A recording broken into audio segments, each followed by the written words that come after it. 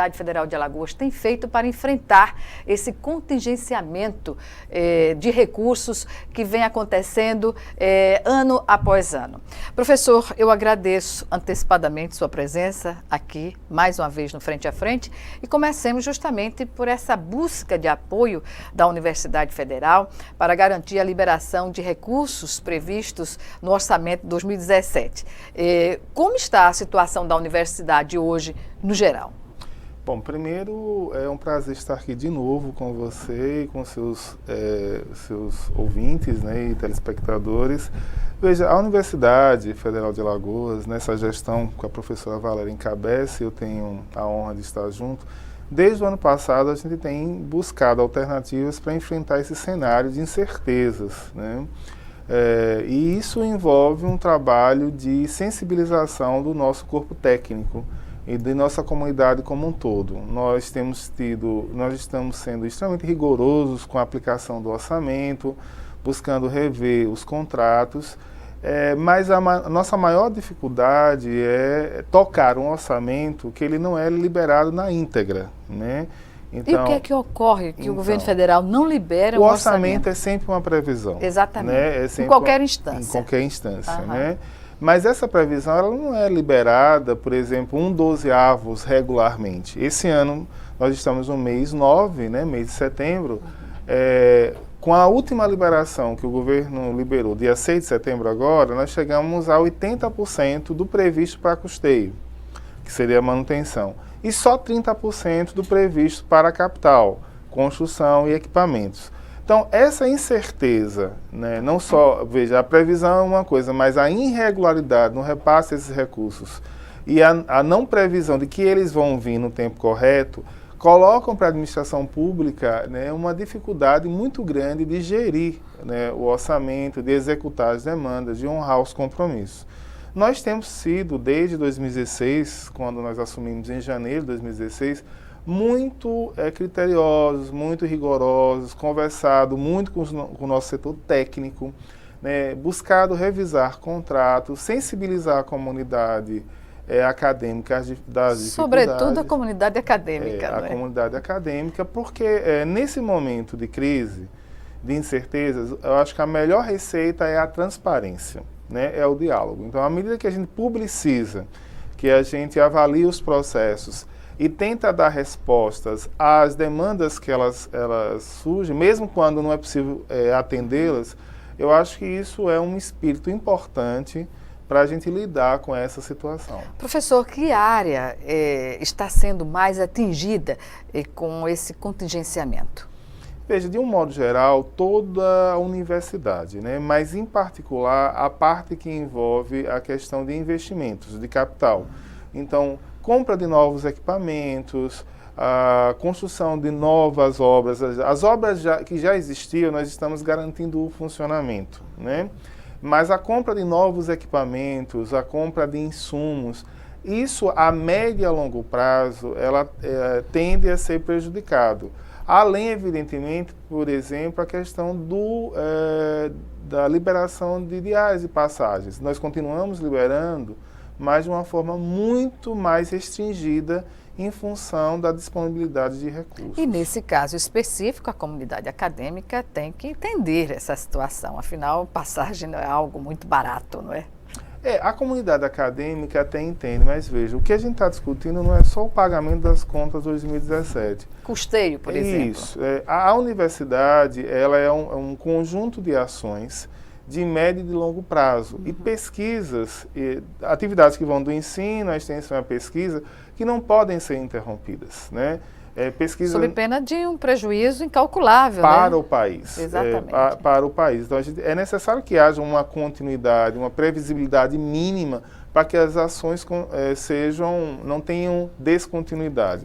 Nós temos nos esforçado para que isso não ocorra, inclusive revendo contratos, buscando alternativas, reelaborando processos, revendo fluxogramas, mas à medida que o governo, ano a ano, aumenta o contingenciamento e não estabelece um repasse regular de recursos, né? Mesmo quando ele libera assim, no final do ano, na prorrogação do segundo tempo, isso cria para a gestão, para qualquer gestão, em qualquer esfera, extremas dificuldades de execução do recurso. Sem falar no pagamento tardio, que envolve muitas vezes o prejuízo na relação também da universidade com os entes, né? Sim, a gente tem, por exemplo, a gente está falando do orçamento, mas quando chega no repasse financeiro, o governo tem repassado algo em torno de 60% do financeiro.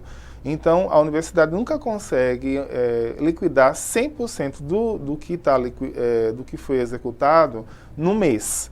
Então, a gente tem de ser muito criterioso para estudar quem vai receber, para que nenhuma empresa fique mais de 60 dias sem receber. Então, isso gera dificuldades a mais. Aos fornecedores, sobretudo. Fornecedores, né? Professor, como fica, por exemplo, especificamente o hospital universitário nessa conjuntura? Então, o hospital universitário, a gente tem uma relação ainda mais complexa, né? Porque o hospital, uma parte é mantido com recurso da educação, outra parte é mantido com recurso da saúde. E veja, a gente pode até flexibilizar e reduzir alguns custos na universidade, mas reduzir custos no hospital significa vidas. Então nós temos muito cuidado com isso, nós temos uma equipe que está revisando contratos, está muito atenta em captar mais recursos, porque o nosso hospital também ele atende, em parte, a população. Ele é um hospital referência na parte alta da cidade, né? Não só para a parte alta da cidade, mas para o estado inteiro. Ele é, para o SUS, o hospital de referência de média e alta complexidade. Então, quando você investe no hospital universitário, que tem um número significativo de especialistas de diversas áreas, você ajuda a desafogar o sistema, a rede pública, os hospitais do Estado, e ajuda a desafogar as filas, né, de várias áreas, a nefrologia, das pessoas que fazem tratamento na área de câncer, enfim, na área da maternidade. Então, o hospital ele é estratégico para o desenvolvimento sustentável da saúde no estado de Alagoas para todos, independente, e é importante que seja frisado, viu, Gorete? O hospital universitário não é apenas para quem é do SUS.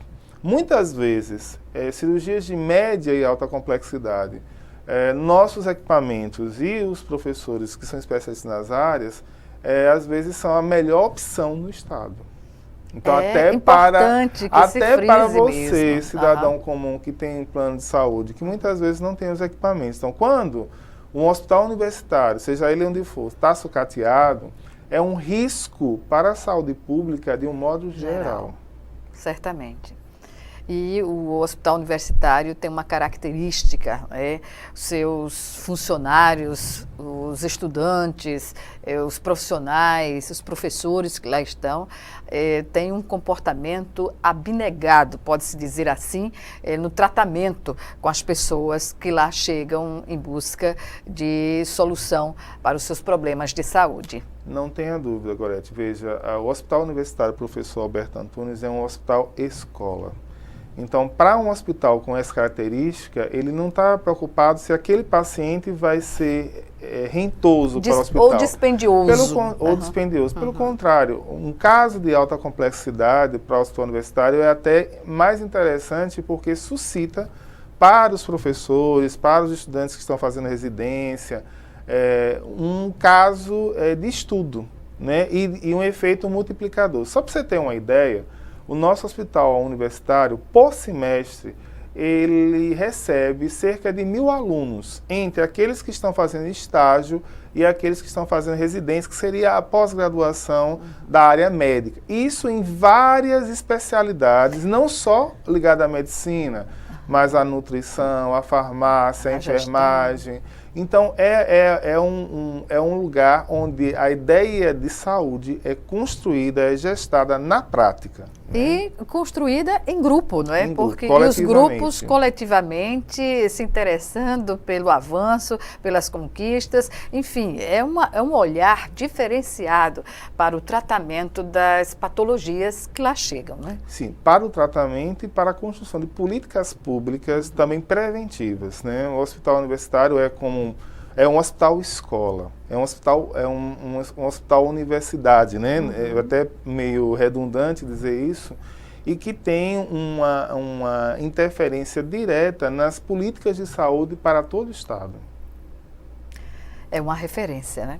E nesse contexto, reitor, vice-reitor, o que dizer dessa novidade, não é, trazida pelo curso de enfermagem da universidade, que atingiu a nota máxima no conceito de um curso numa universidade federal? E veja, Gorete, é mais um motivo de orgulho para todos que fazem a Universidade Federal de Alagoas, o curso de enfermagem, no caso do campus Arapiraca, e em muito se deve à excelência do nosso quadro docente.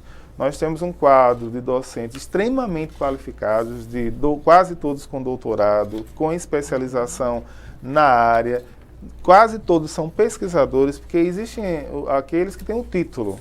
Na universidade nós não só temos o título, nós temos o título, nós temos os professores, mas nós temos os pesquisadores. E a dedicação desses professores, dos nossos técnicos e dos nossos alunos, né, reunindo, claro, com as condições estruturais da universidade, oferecem à sociedade alaganda cursos com extrema qualidade.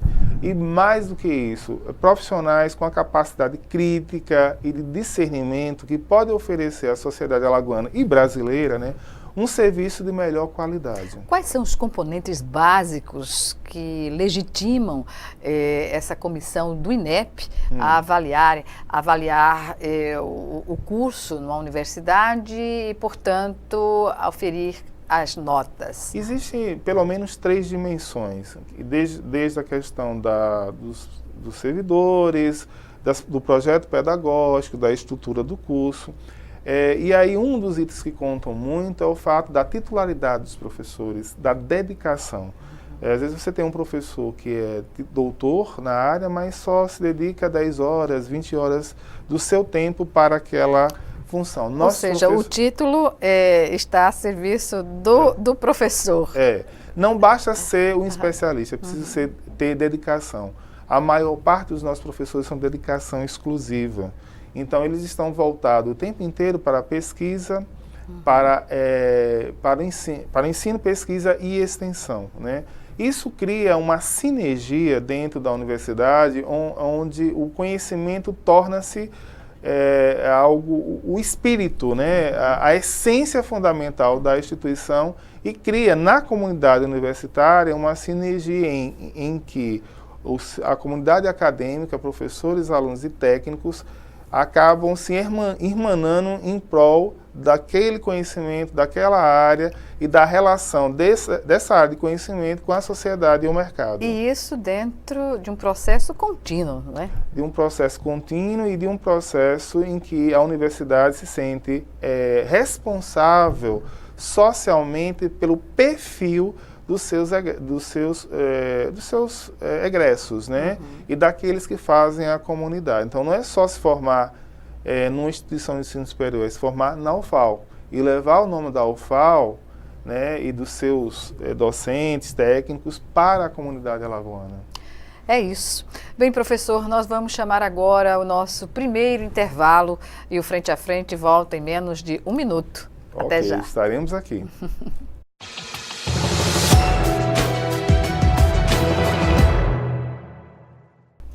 Estamos de volta com Frente a Frente, que hoje recebe o vice-reitor da Universidade Federal de Alagoas, professor José Vieira. Nós falamos há pouco sobre uma boa notícia, não é, para Alagoas, o fato de o curso de enfermagem ter obtido nota máxima do MEC no quesito qualidade de ensino. E aqui eu pergunto ainda ao professor sobre essas novas propostas da UFAL ao MEC para poder ministrar cursos de pós-graduação. Em que áreas, professor?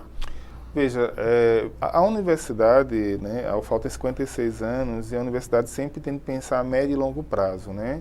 Então, agora nós acabamos de aprovar no nosso Consune, na última semana, 11 cursos de pós-graduação em diversas áreas, né? 4 de especializações, que são mais rotineiros, 2 de doutorado, né? O doutorado é na área da engenharia de resistência de materiais, e um doutorado em engenharia química.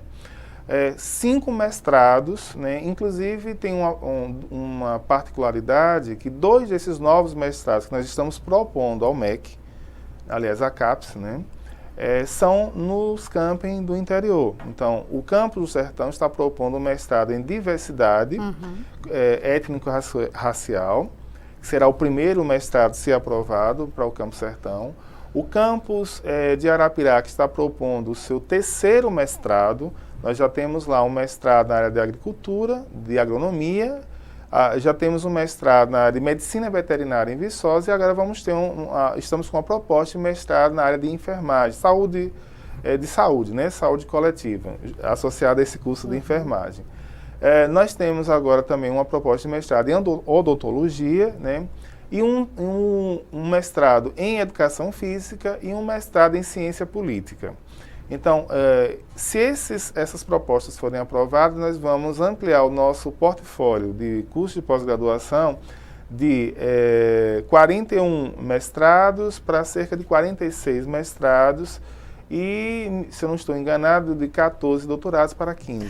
Quais as condicionantes para o MEC aprovar essa proposta da universidade? Primeiro, existe todo um rol de exigências, né, que vão desde o número de professores doutores numa determinada área de concentração, a produção dos professores, não basta ser doutor, né? Na pós-graduação, além de ser doutor, você tem que produzir, você tem de publicar, você tem que pesquisar. E a linha de concentração, a pertinência da linha de concentração, né, com os objetivos, com a demanda existente naquela região, só para você ter um exemplo disso. O nosso programa de pós-graduação em educação, que esse ano completou 15 anos, teve esse ano mais de 1.000 inscritos. Para algo em torno... Bem substancial. Muito, o que mostra a demanda, né, por essa área da formação. E assim vai para outras áreas, né, do conhecimento. Professor, chamou minha atenção o fato dessa solicitação para um doutorado na área de engenharia química. Há uma preocupação da universidade, por exemplo, nós temos aqui no plano econômico a cadeia do plástico, né, que é hoje, atualmente, a mais importante, talvez, no que concerne ao impulso que se deu na nossa economia, no processo da industrialização. E, no caso, trazer um doutorado nessa área é um forte aliado para investimento do conhecimento também, não?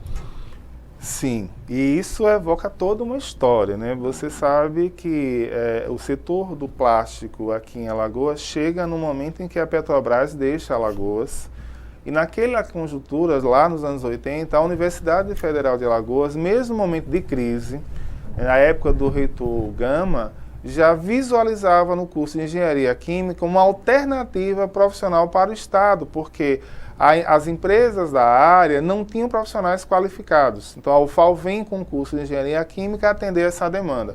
Evidentemente que à medida que o mercado e a sociedade vai exigindo mais especialidades, o curso vai visualizando, vai ganhando musculatura a partir da incorporação, né?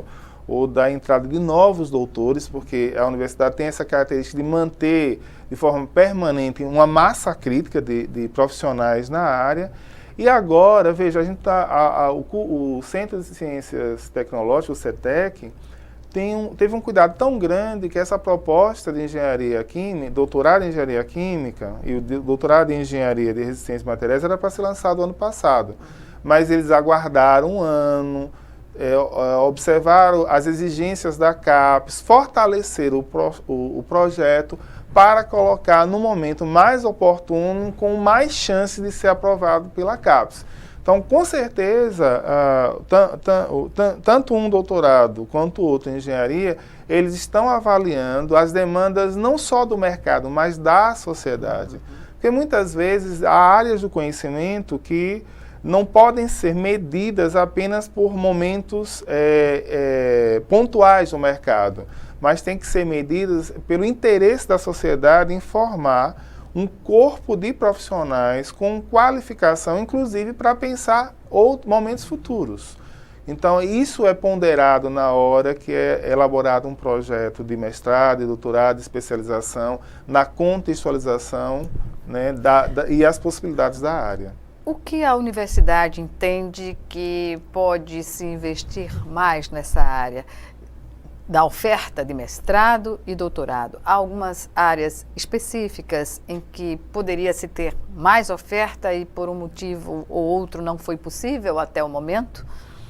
Veja, nós temos um potencial. Hoje nós temos cerca de 99 cursos de graduação, né? Nós temos próximo de 50 cursos de mestrado, doutorado, e a especialização é mais volátil. Nós temos a possibilidade de ampliar muito, né? E isso vai ao encontro dos anseios da sociedade, que exige a cada momento mais profissionais, né? Existem pesquisas de mercado e de economia que dizem que nós não conhecemos nem a metade das profissões que daqui a 30 anos vão ser necessárias. Num programa de pós-graduação, você tem a possibilidade de ampliar o leque, né, de profissionais, de especializações voltadas às demandas que a sociedade tem ou poderá criar. Pois é, nesse vislumbrar dessas expectativas, dessas perspectivas, né? E nesse contexto das perspectivas, eu pergunto, há uma preocupação também da universidade no campo das tecnologias, né? E até mais amplamente visualizar, por exemplo, o estudo, a pesquisa na inteligência artificial, professor? Veja, nós temos hoje o nosso Instituto de Computação, nossos cursos de engenharia, eles estão muito antenados com a inovação, né? Mas quando a gente pensa pesquisa, a gente tem que pensar tudo de modo integrado, né? Não basta você ter a fórmula se você não pensa a formação no conjunto, ou seja, você tem que ter o profissional que sabe a matemática, que sabe a literatura, né, que conheça o espaço, que conheça a química, a física, a cultura, para que todos esses elementos possam formar profissionais que não fiquem só limitados na técnica. Pura e simples, não é? Porque a técnica a gente pode importar. Exatamente. A gente só vai inovar se a gente tiver a capacidade de ir além da técnica e adaptar as nossas demandas locais ao nosso jeito de ser, fazer e perceber a realidade. Porque na realidade, aproveitando a sua deixa, observa-se hoje o que alguns estados já no Brasil o fazem de investimento, quando falo na tecnologia, na inteligência artificial, produzir, não é, na universidade pesquisa e equipamentos que estejam inseridos nele, esse componente da inteligência que vai abreviar, digamos assim, um procedimento mecânico ou técnico, né? A inovação pode, claro, vislumbrar esse universo de pesquisa também para a Universidade Federal de Alagoas, né? Sim, e a gente tem que fazer isso olhando a realidade do nosso estado e as vocações do nosso estado, né? Nós temos hoje núcleos de excelência em diversas áreas. A área de tecnologia da informação é uma dessas áreas, a área das ciências agrárias é uma outra área, a área das ciências humanas também é uma outra área. Então, a gente precisa avaliar o conjunto disso, né, para não criar discrepâncias.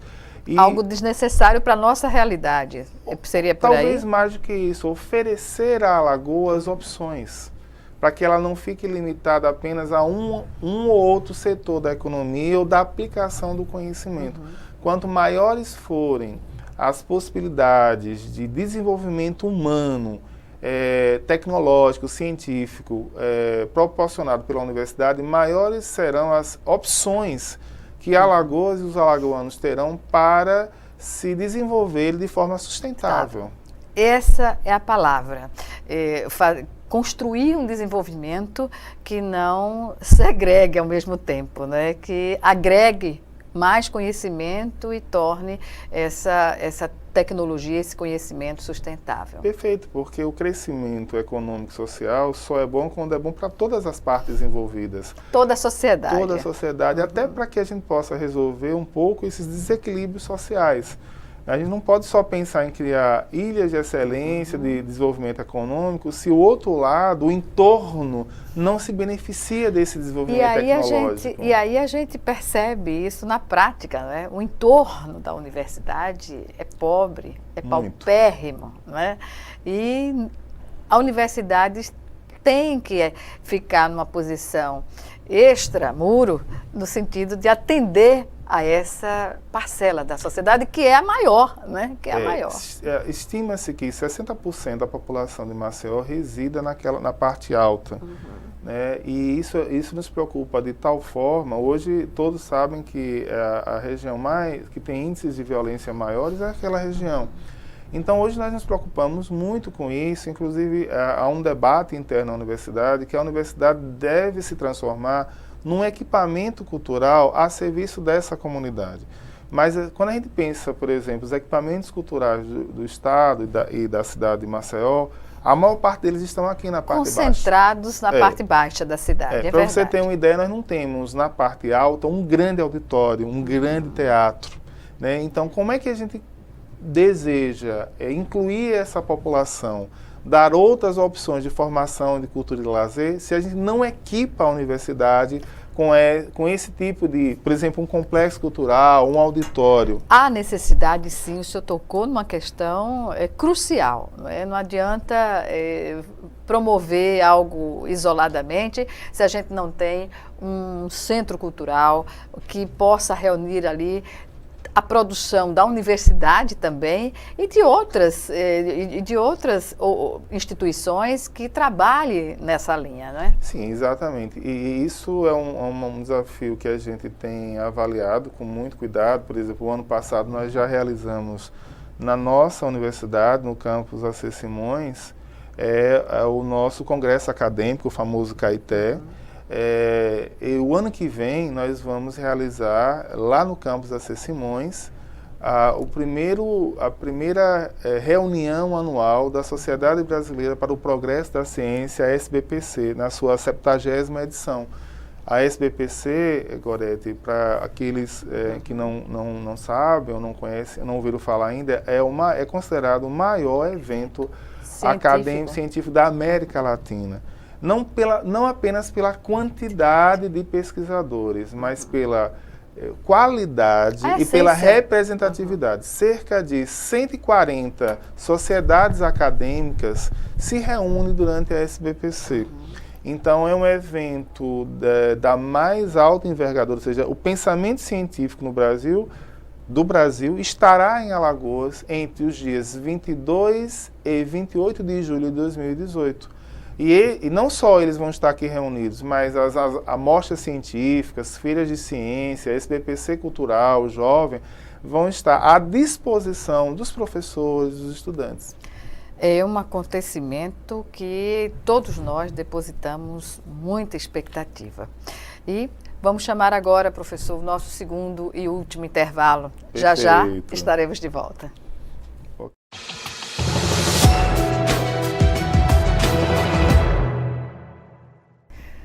Bem, voltamos para o último bloco do Frente a Frente, que hoje recebe o professor José Vieira, que é vice-reitor da Universidade Federal de Alagoas. E agora, professor, ainda falando sobre essas questões que envolvem o contingenciamento de recursos para as universidades em todo o país, universidades, sobretudo federais, né? Porque isso é uma situação que envolve também as universidades estaduais. Sim. Mas no caso, estamos falando da UFAL, reitores das universidades em geral do país, eles estão preocupados com a possibilidade de centralização dos recursos de custeio do MEC para 2018. O que vem a ser isso na prática? Veja, na prática significa deixar a universidade sem capacidade de construir novos prédios, comprar livros, comprar equipamentos. Isso é mexer na autonomia da universidade? Eu vou lhe dar isso em números, né, redondos, porque às vezes não específicos. Né? Nós tínhamos uma previsão para esse ano de 16 milhões em capital. O governo só liberou 4 milhões e pouco, até agora, 30%. Para o ano que vem, ele só está no projeto da lei orçamentária, que é a PELOA, né? Não é ainda a lei orçamentária, 1 milhão e pouco, 1 milhão e 300, 1 milhão e 500. Ou seja, já era 40, o ano passado, esse ano nós sofremos uma redução de 40% no capital, baixamos para 16. Desses 16 previstos, ele só liberou 4 milhões e pouco, 30%. Isso é um estrago enorme para a universidade. Isso significa dizer que nem a parte de custeio a universidade vai ter... Ele só vai garantir mau custeio, sem correção, sem correção da inflação. Indexação nenhuma. Nossos contratos vão ser reajustados por obrigação contratual. Nós vamos ter que, por obrigação de contrato, dar os aumentos aos terceirizados, às empresas prestadoras de serviço. Mas nós não vamos ter aumento no custeio, então vamos ter dificuldade para manter a universidade funcionando e nossa capacidade de colocar restaurante para funcionar, de comprar livros, de comprar equipamentos, vai ser reduzido praticamente Isso significa sucatear a universidade, né? Num processo de desmonte. Esse é um dos nomes para esse tipo de política. Na realidade, significa tirar da universidade a sua autonomia, a sua capacidade de atender às demandas locais. Porque, veja, mesmo que o MEC libere um ou outro pedido, o MEC está em Brasília. Nossa universidade aqui envolve uma comunidade de 40 mil pessoas.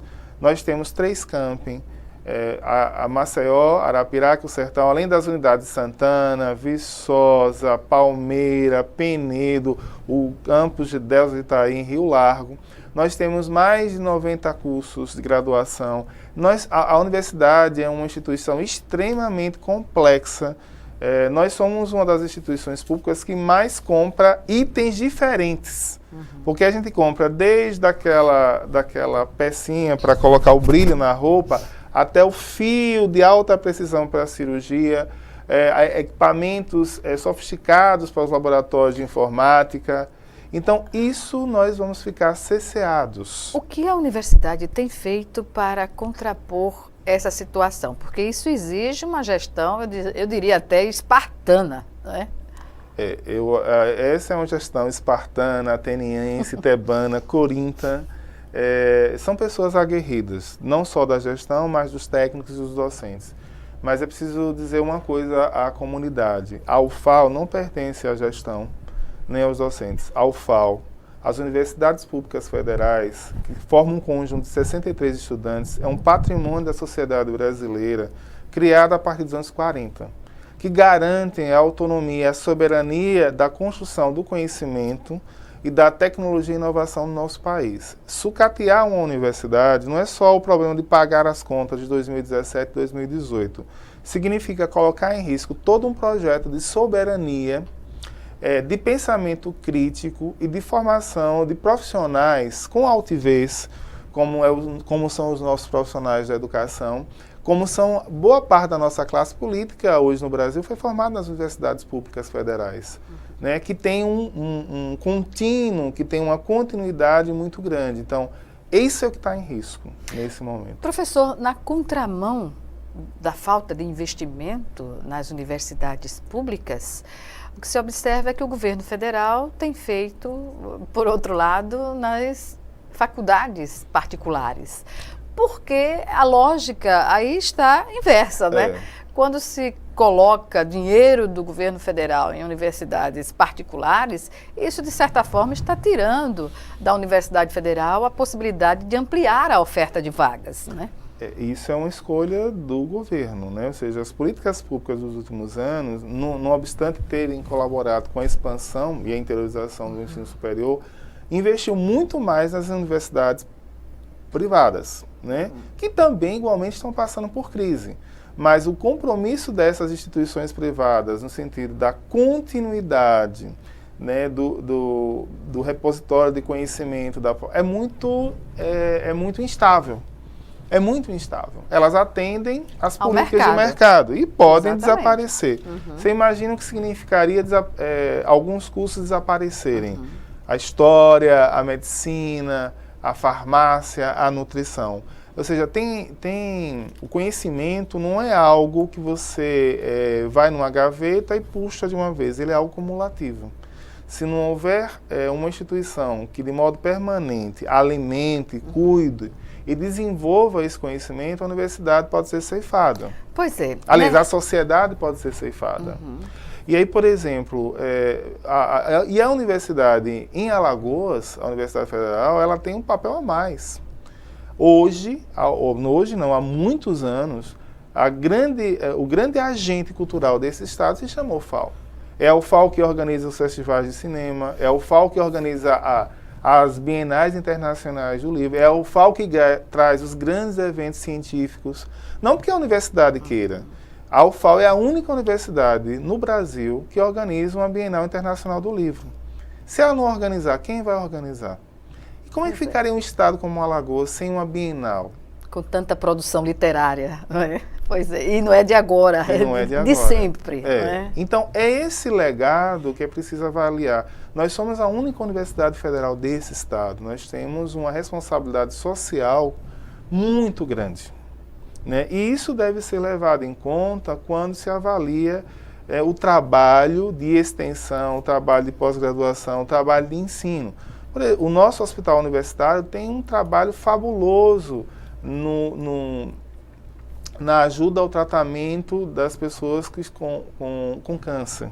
Nós estamos precisando, a professora Valéria não tem poupado esforços em solicitar da bancada federal de Alagoas, deputados e senadores, independente do partido, nós precisamos de um acelerador linear. Isso é uma questão suprapartidária. O acelerador linear, gente, apesar do nome pomposo, é um equipamento que pode salvar muitas vidas. No hospital público tem um sentido muito maior. Não é uma luta da professora Valéria, do professor Vieira, da UFAL. É uma luta dos alagoanos e da bancada de Alagoas. Certamente. E isso é algo que transcende a nossa função de gestor. Né? E muitas vezes a gente observa que a decisão acaba no campo da política. E é importante sensibilizar os telespectadores, a Assembleia Legislativa do Estado, né, os deputados federais, os senadores, os governadores, os candidatos ao governo do Estado. Porque se a gente não cuidar da saúde, né, deste povo tão inteligente e trabalhador como o Alagoas, o que é que nós vamos deixar de legado?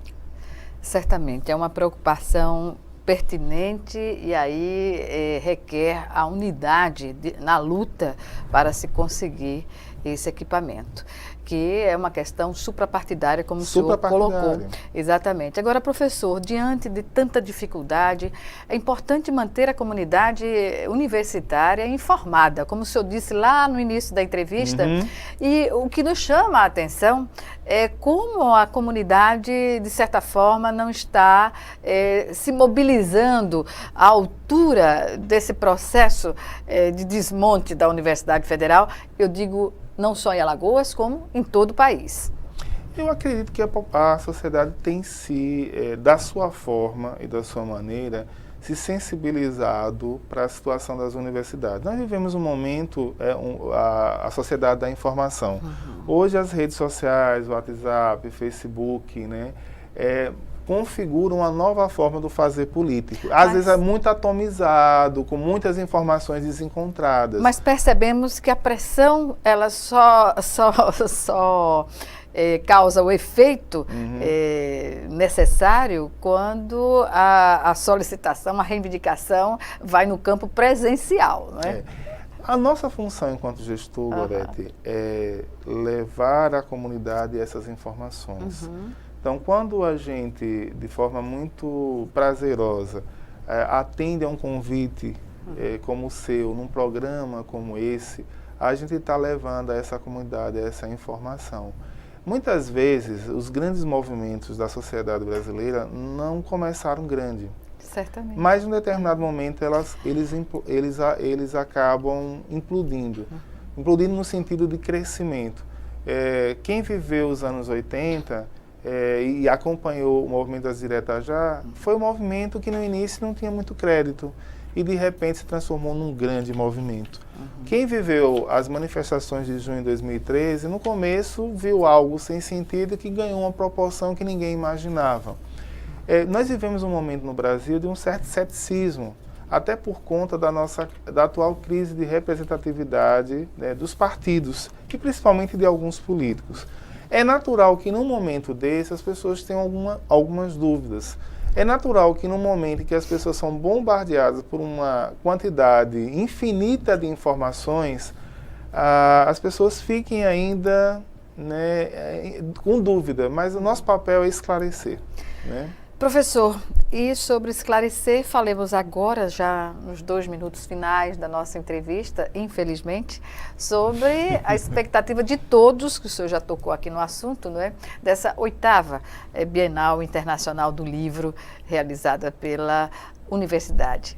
Então, a Bienal Internacional do Livro vai ocorrer com apoio do Governo do Estado, da Prefeitura de Maceió, é importante que se diga, entre os dias 29 de setembro a 8 de outubro, no Centro de Convenções. Nós temos a nossa programação já está disponível no site, basta colocar a 8ª Bienal Internacional do Livro, Alagoas, e teremos muitos convidados e lançamento de várias dezenas de livros. Segmentos diferenciados também. E várias editoras do Brasil inteiro. Também. Professor, olha, foi um prazer tê-lo aqui novamente para falar sobre a situação da universidade, que é a situação da maioria das universidades no país e como essa gestão tem caminhado a solução desses problemas. Obrigada mais uma vez e até uma próxima oportunidade. Eu que agradeço. Obrigada. Obrigada a você também que nos assistiu e até o nosso próximo encontro aqui, frente a frente.